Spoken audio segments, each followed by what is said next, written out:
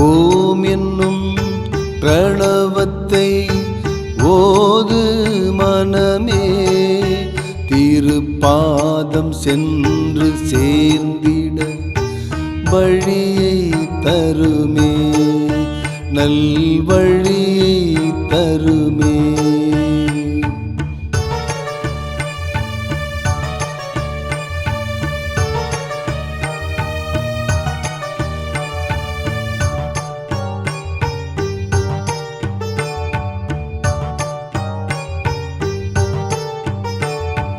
அண்டத்தை பிண்டத்துக்குள்ளே காணும் மனமே, மூலத்தின் மூலம் கண்டு முயலும் மனமே, மும்பூப்பை மூலம் ஆக்க எண்ணு தினமே, ஐம்பெல்ற பீஜியத்தில் வளர்ந்த மனமே. ஓம் என்னும் பிரணவத்தை ஓது மனமே, திருப்பாதம் சென்று சேர்ந்திட வழியை தருமே, திருவழியை தருமே. சிவாய நம. அன்பர்களுக்கு மனப்பூர்வமான வணக்கம். ஓம் ஸ்ரீமத் மதுரை ஒலி ஒளி வீராய இல்லற சித்தாந்த சம்சார சன்மார்க்கி மெய்ஞான குருகுல திருச்சபையின் ஸ்தாபகர் மற்றும் மெய்தீட்சிதர் எங்கள் மெய்ஞான குருவான ஐயா சூப்பா முத்துகிருஷ்ணன் அவர்களின் சைவ சமய வம்சா வழியில் குருநாதரின் ஓட்டனார் ஐயா பெரியாண்டவர் மற்றும் பூட்டனார் ஐயா காத்தவராயர் ஆகியோர்கள் முக்தி நிலை அடைந்தவர்கள். எங்கள் குருவின் பாட்டனார் ஐயா சுப்புராய பிள்ளை சுமார் 1956 முக்தி நிலையை அடைந்துள்ளார். மற்றும் இவரின் சகோதரர் ஐயா முருகன் அவர்கள் சுமார் 1925-26 காலகட்டத்தில் புகழ்பெற்ற ஸ்தலமான திருப்போரூர் கோவில் குளத்தில் ஜல சமாதி அடைந்தார் என்பது குறிப்பிடத்தக்கது. குருநாதரின் தந்தை திரு சு பரமசிவம் அவர்கள் பக்தி மார்க்கத்தில் உச்ச நிலையை எட்டி சிற்பஸ்தாபிதம், எந்திர ஸ்தாபிதம் போன்ற தெய்வீக கலைகளில் கைதேர்ந்தவர் ஆவார். இப்படிப்பட்ட ஒரு வம்சாவழியில் தோன்றியுள்ள எங்கள் மெய்குரு ஐயா சூப்பா முத்துகிருஷ்ணன் அவர்கள் அவருடைய 7வது வயதில் இருந்தே ஆன்மீகத்தில் மிகுந்த நாட்டம் கொண்டு யோக கலைக்கான சூட்சம சூத்திரங்கள் அனைத்தையும் இயற்கையிலேயே பெற்று தனது 18ஆம் வயது முதல், அதாவது 1978ஆம் ஆண்டிலிருந்து பொது சேவையில் தன்னை முழுமையாக ஈடுபடுத்தி கொண்டார். ஐயா அவர்களுக்கு சிதம்பர நடராஜர் ஆலயத்தில் மெய்தீட்சகர் என்ற பட்டம் 1981 சர்க்குரு என்ற அங்கீகாரம் 1982 நீலாங்கரை மருதீஸ்வரர் ஆலயத்திலும் வழங்கப்பட்டன. அதைத் தொடர்ந்து 1988 இருந்து இல்லற சித்தாந்தம் என்ற நாமத்தோடு சாமானிய மக்களுக்கு சித்தாந்த போதனைகள் செய்ய ஆரம்பித்தார். பின்னர் 1991ஆம் ஆண்டில் பஞ்சபூத ஸ்தலங்களில் ஒன்றான ஸ்ரீ காலஸ்ரீயில் அடகர்ம யோகி என்ற பட்டம் அவருக்கு வழங்கப்பட்டது. எங்கள் சத்குரு ஐயா குருமார்களுக்கெல்லாம் குருவாக விளங்குவது மட்டுமல்லாமல் யோகிகளுக்கும் சித்தர்களுக்கும் ரிஷிகளுக்கும் அகோரிகளுக்கும் ஞானம் போதித்து அவர்கள் முக்தி நிலை அடைய அருள் செய்து வருகின்றார். நாராயணவனம் சித்தர் சுரக்காய் தாத்தா ஆலயத்தின் வளர்ச்சிக்கு அரும்பாடுபட்டவர் எங்கள் குருநாதர். அவருடன் ஆத்மாத்ம பந்தத்துக்குள் நட்பு ரீதியான பரிமாற்றங்கள் மேற்கொண்ட எண்ணற்ற மகான்களில் ஒரு சிலர் காவாங்கரை கண்ணப்பர், ராஜராஜேஸ்வரி அம்மா, வடபழனி பரஞ்சோதி சுவாமிகள், செங்குன்றம் கல்கட்டி சித்தர், மின்ட் சப்பாத்தி சித்தர், சித்தர் கோவிந்தராஜ் தாத்தா ஆகியோர் ஆவர். இறைவனிடத்தில் பக்தி செய்து யோகத்தை தனக்குள் செய்து சேவைகளை நாட்டு மக்களுக்கு செய்வதே எங்கள் குருவின் உன்னதமான வாழ்க்கை முறை. இல்லறத்தில் இருந்து கொண்டே சித்தர் பாதையில் பயணம் செய்து இலக்கை அடைய இயலும் என்பதை வலியுறுத்தி பக்தி மார்க்கம், யோக மார்க்கம் மற்றும் ஞான மார்க்கத்தில் உள்ள இல்லற ஆன்மீகவாதிகள் மேலும் தெளிவு பெற எங்கள் வழிகாட்டி சத்குரு ஐயா சூப்பா முத்துகிருஷ்ணன் அவர்கள் இயற்றிய பாடல்களும் மற்றும் அவைக்குரிய விளக்க உரைகளும் இந்த வீடியோவில் தொகுத்து வழங்கப்பட்டுள்ளன. இந்த தொகுப்புகளை உள்வாங்கி தெளிவு பெற்று எங்கள் ஐயா அவர்களின் முழு ஆசியோடு அனைவரும் அமைதி நிம்மதியுடன் வாழ வாழ்த்துகிறோம். நன்றி, வணக்கம். சிவாய நம. நாட்டில் உள்ள எல்லா நன்மனத்தாருக்கும் முதற்கண் பணிவான வணக்கத்தை தெரிவித்துக் கொள்கிறேன்.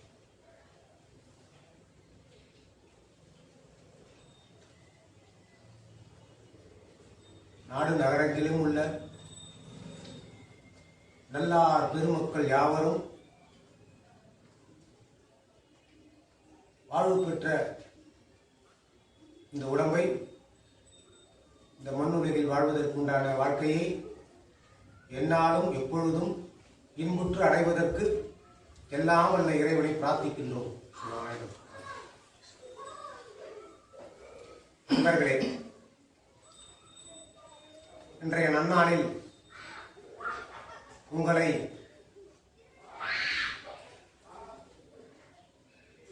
இந்த ஒளிக்காட்சி மூலமாக தொடர்பு கொள்கிறேன்.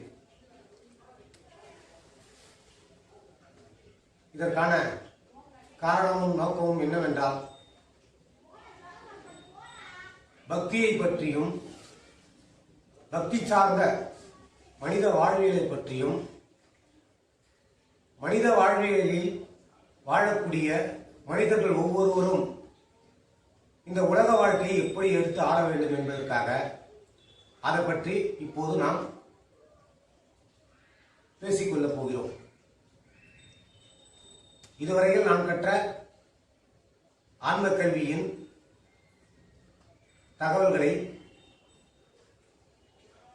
ஒரு சிலவற்றை உங்களிடத்தில் நான் சமர்ப்பிக்கிறேன். முதலில் என்னுடைய சீடர்கள் ஒவ்வொருவராக நான் எழுதிய சில நூல்களை உங்களிடத்தில் உரைப்பார்கள். அதில்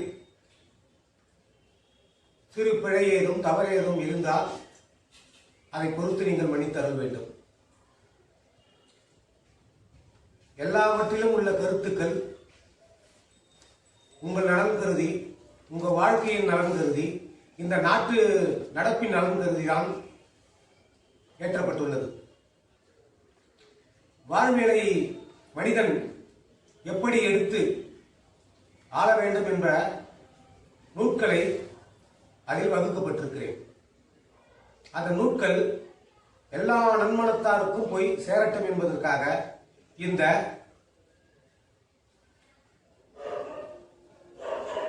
தகவல் மூலமாக உங்களுக்கு நாங்கள் பறைசாற்றுகிறோம். இப்பொழுது என்னுடைய சீடர்கள் ஒவ்வொருவராக உங்கள் முன்னிலையில் தோன்றி அவர்கள் கற்ற ஆன்மவியல் கல்வியும் யோக கல்வியும் அவர்களுக்குரிய அனுபவங்களையும் உங்களிடம் பகிர்ந்து கொள்வார்கள். திருச்சிற்றம்பலம். ஓம் சிவாய நம. ஓம் நமச்சிவாய நம. ஓம் குருவே நம. சாரி சன்மார்க்கி மெஞ்ஞான குருகுல சபையின் குருவாக விளங்கக்கூடிய பிரம்மஸ்ரீ பிரம்மஞான பிரம்மகுரு ஸ்ரீ முத்துகிருஷ்ண சாமிகளின் ஆன்மீக ஞான பயிற்சியை, அவருடைய பயிற்சி மிக மிக அற்புதமானதும், அவருடைய பயிற்சியை சீடர்கள் நன்கு புரிந்து கொண்டு சீடர்கள் அத்தனை பேரும் சந்தேகங்களை போக்கி பயின்று கொண்டு வருகிறார்கள். குரு அவர்கள் மூன்றாவது தலைமுறையாக, 3 தலைமுறைக்கு பிற்பாடு இவர் 4வது தலைமுறையாக சிறுவயதில் 9 வயதில் இருந்து அந்த ஆன்மீக பயிற்சி பெற்று 17 வயதிற்கு பிற்பாடு அவர் உபதேசம், குரு என்ற பெயரில் உபதேசம் சீடர்களுக்கு கொடுக்க ஆரம்பித்தார். இவர் 17 வயசு அந்த பாடங்கள் சொல்லிக் கொடுக்க இருந்தாலும் உபதேசம் வாங்கக்கூடியவர்கள் 60 வயசா கூட இருந்திருக்கின்றார்கள். இப்படி எண்ணற்ற சீடர்களை உற்பத்தி ஆகி இருக்கின்றார்கள். இவருடைய பயிற்சியை, அதாவது ஒரு மனிதனுடைய உடல் அமைப்பில் என்னென்ன அங்கங்கள் இருக்கிறது, அந்த அங்கங்கள் என்னென்ன செய்கிறது, எந்தெந்த அது செய்வதனால் மனிதனுக்கு என்ன பயன் உண்டாகிறது என்ற தத்துவத்தையும் அவர் செய்து சொல்லிக் கொண்டு வருகிறார். இருப்பினும் இவருடைய தத்துவ பாடல்கள் பாடலாக 3000 பாடல்களுக்கு மேல் இவர் பாடியிருக்கின்றார். இவர் அதாவது உலகத்தில் எவருமே சொல்லிக் கொடுக்காத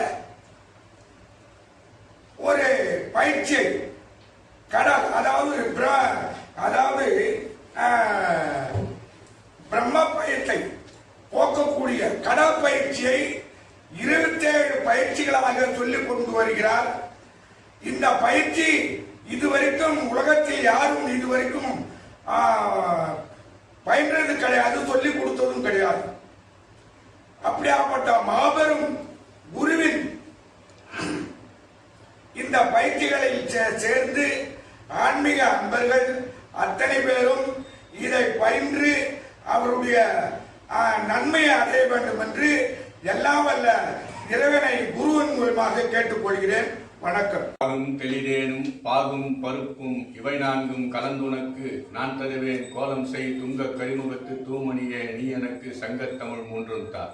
ஐயா, பெருமதிப்பிற்கும் மரியாதைக்கும் உரிய மெய்தீட்சிதர் சூப்பா முத்துகிருஷ்ணன் அவருடைய இந்த திருச்சபையிலே இன்றைய தினம் அவர் சார்ந்த யோகத்தையும் தியானத்தையும் ஞானத்தையும் அவர் எங்களுக்கு போதித்த அந்த விதங்களையும் அவருடைய அற்புதமான அந்த ஞான நூல்களையும் இங்கே உங்களிடையே பரிமாறிக்கொள்வதற்கு ஒரு வாய்ப்பினை ஏற்படுத்தி கொடுத்த அனைவருக்கும் முதற்கண் என்னுடைய நன்றி கலந்த வணக்கங்களை தெரிவித்துக் கொள்கின்றேன். ஐயா சூப்பா முத்துகிருஷ்ணன் அவர்களை பற்றி எதுவுமே சொல்றது இல்லை. ஏன்னா அந்த அளவுக்கு ஒரு தெளிவான ஒரு அறிவு ஊற்று அவர். அற்புதமான ஞானக்கடல். அப்பேற்பட்ட பேர் ஞானத்தை இறைவன் அவருக்கு அருளி இருக்கிறார்னாக்கா அவர் கூட இணைந்து நாங்கெல்லாம் பயணம் பண்றது மிகப்பெரிய ஒரு பாக்கியமாக கருதுகின்றோம். பல தத்துவ பதிகங்கள் குரு அவர்கள் சுமார் ஒரு 1000கணக்கான தத்துவ பதிகங்களை அவர் சொல்ல நான் எழுதியிருக்கின்றேன். பேராற்றல், இந்த இறைவனுடைய பாக்கியம், அந்த அற்புதமான ஒரு அந்த ஞானத்தை இறைவன் அவருக்கு அருளி இருக்கிறாரு. ஞானம் மட்டும் கிடையாது, அதனுடன் சார்ந்த அந்த பக்தி நெறிமுறைகள்.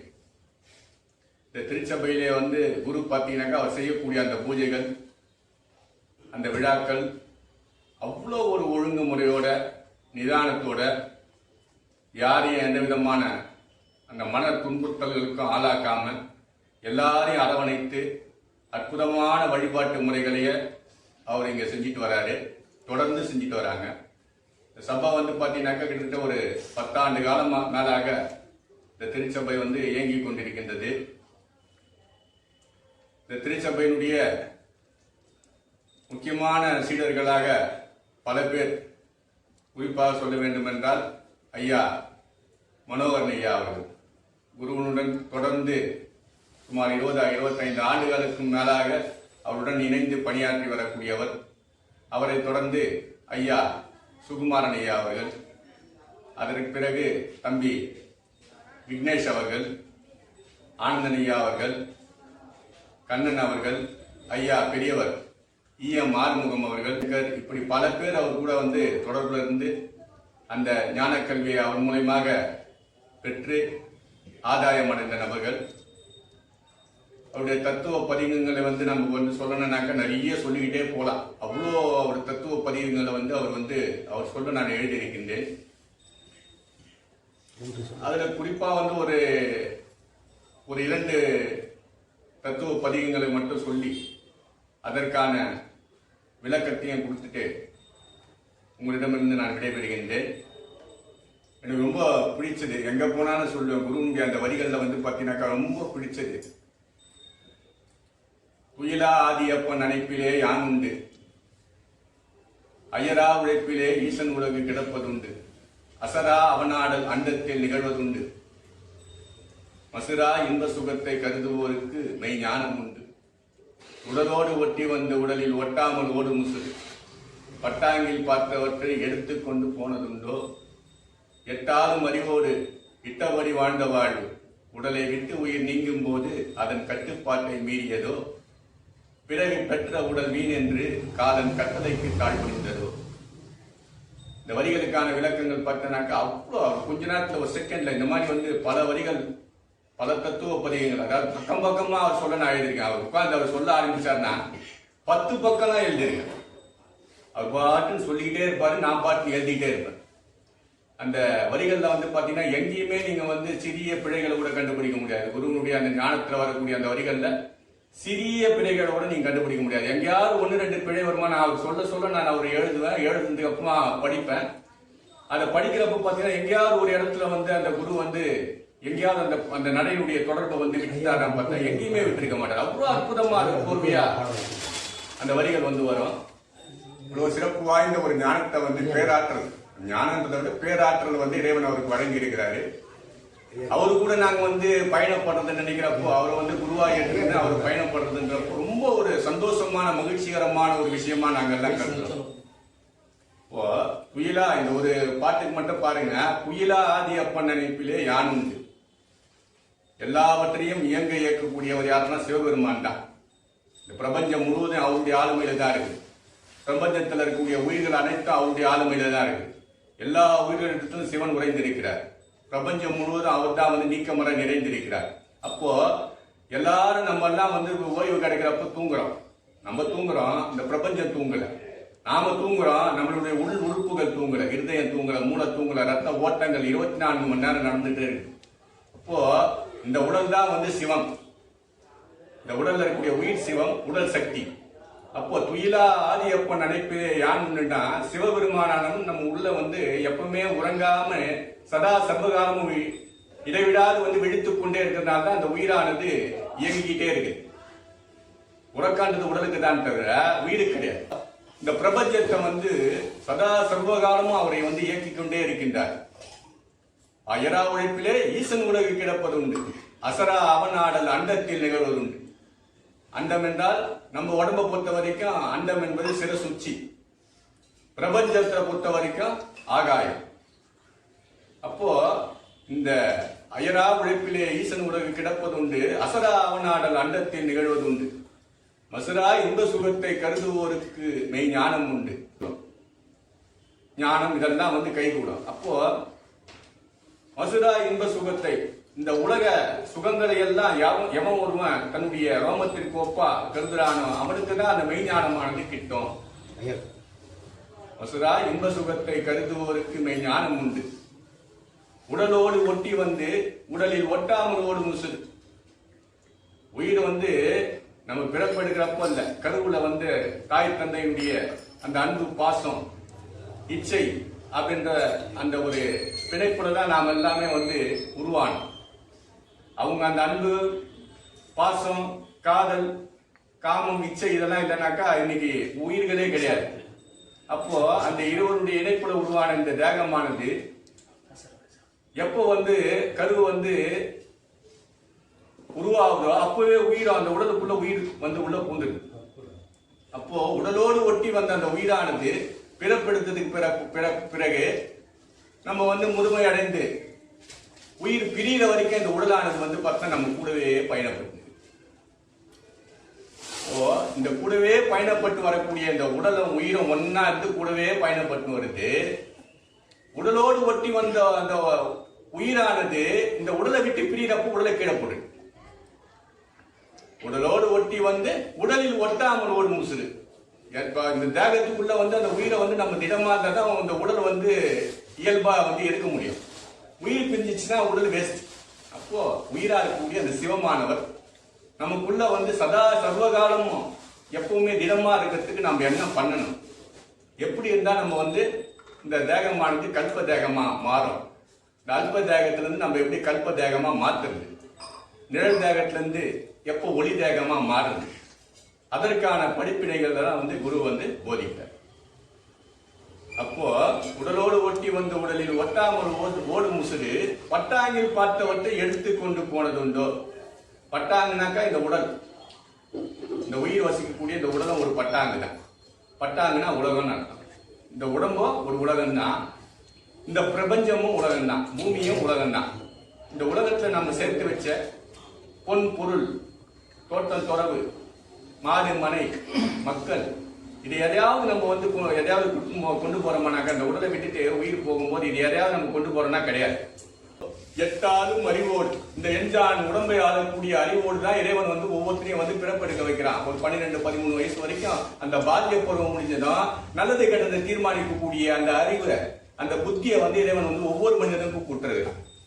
அப்போ அந்த நல்லது கெட்டதை தீர்மானிக்கக்கூடிய அந்த அறிவும் புத்தியை நமக்கு கொடுத்த இறைவன் அதை எப்படி நம்ம கொண்டு நம்ம சீரான வாழ்க்கையை வாழறது, நம்ம ஒரு தேகத்தை எப்படி அழியாம பாதுகாத்துக்கிறது, எப்படி ஒழுக்க நெறிமுறைகளோடு வாழ்ந்தா இந்த தேகமானது நம்ம கூட உயிர் தங்கறதுக்கு இந்த தேகம் வந்து நம்ம கூட வந்து திடமா இருக்கும் அப்படின்ற படிப்பினைகளை வந்து இறைவன் வந்து நம்ம கொடுத்துருக்கிறான். ஆனா நம்ம அறிவை கொண்டு புத்தியை கொண்டு சரிவர செயல்படாம இந்த உடல் உறுப்புகளை வந்து இந்த ஆசை, மோகம், காமம், குரோதம் கூடிய குணங்களால அழுத்து கொள்ளுகிறோம்.